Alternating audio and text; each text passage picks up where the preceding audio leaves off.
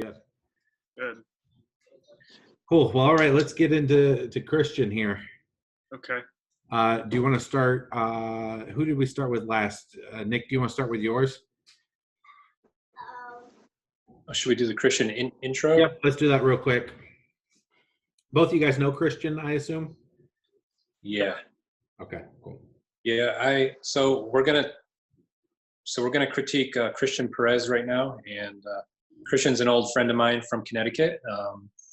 We kind of came up in tattooing around the same time, and I started tattooing him early on in my career. And Christian's a really great guy, and a phenomenal painter, and an excellent illustrative tattooer who does great color tattooing, and he sometimes does some bio tattooing as well. Yeah, I actually don't know Christian that well, but from what I do know of him, I really like him. His paintings are phenomenal, and his tattoos are, yeah, I mean, they're super awesome.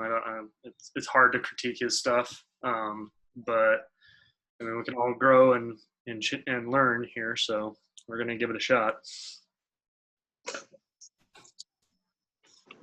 Okay, so who goes first? You can go ahead if you want, Nick.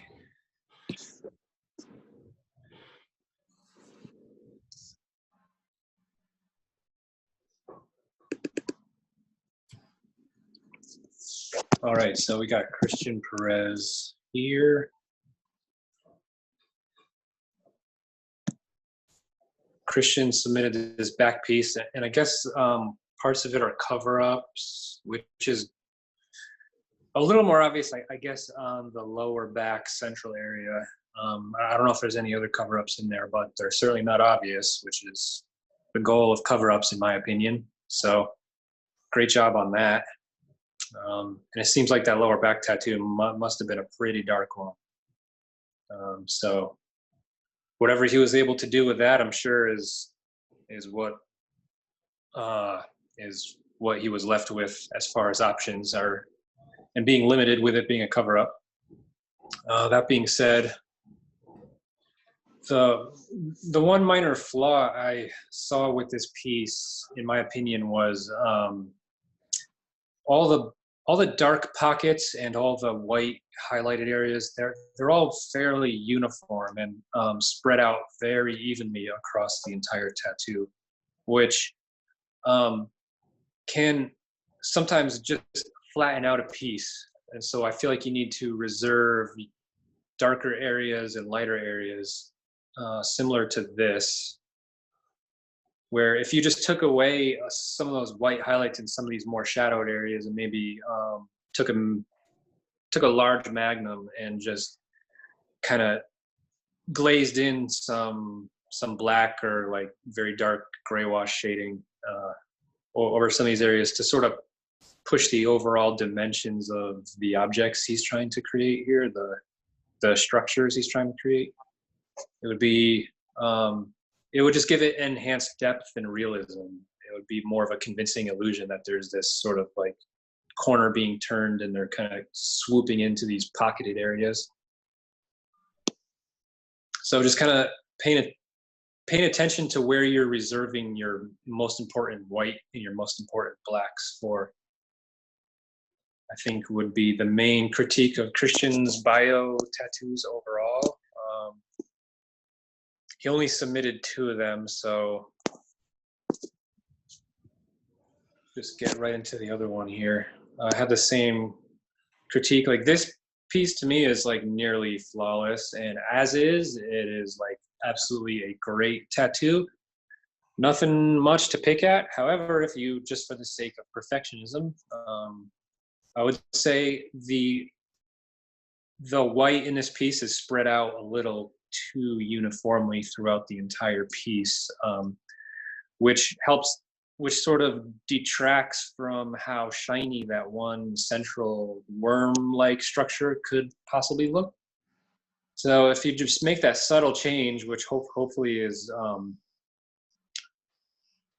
obvious enough, it's very subtle, just take away a lot of that white and maybe make it like a pastel, muted, earthy, grayish kind of khaki color instead of just that that white, and then changing nothing about the white that's in the worm-like structure. I feel like it just adds more emphasis to the clear focal point of the tattoo, which is that piece. Like the hooks and like around the knuckles is more just like kind of background and filler. So it's not as important as that worm-like structure that you really want to make look like it's glowing and shiny and glistening. So I feel like taking that one little piece away doesn't destroy the value structure of this piece. It still reads very clearly as to what's light, what's dark, what's in front, what's behind. But it just gives a little more emphasis to the main focal point. And with hands and knuckles, man, a lot of that ink, this photo was obviously taken fresh, but in the vast majority of cases, a lot of the ink around fingers, knuckles, and hands, it's going to not be as saturated or as solid after it heals as what it looks here. So I feel like investing a lot of highlights or a lot of detail into like knuckles or anything is somewhat just for your photo. And it loses its impact very quickly over the course of the next like full, few years. So I personally would have just used a little more reserve in those areas and just try to focus it more on the central object. But even without that minor critique, I mean, it's still an amazing piece. So we're just kind of splitting hairs here. Awesome. Yeah.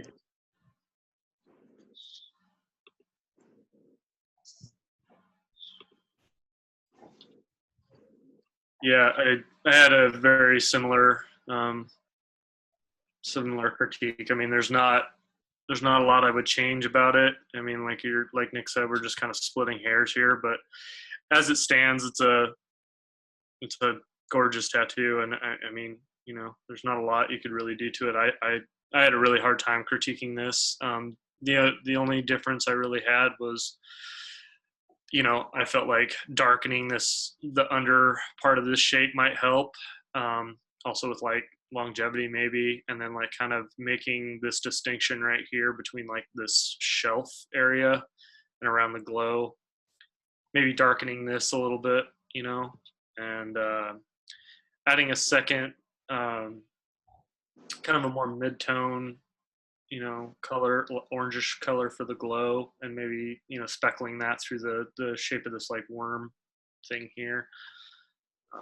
But overall, just not a lot to really do there. And then with Your like bow is green, by the way. Oh well, I am colorblind, so. You are actually colorblind, right? What's that? You are actually colorblind. I am. Yeah. What colors are you can't see or? I mean, it seems to vary, but like I have a hard time distinguishing like subtle colors like that, like which are obvious apparently to everybody else. They are not obvious to me. So yeah.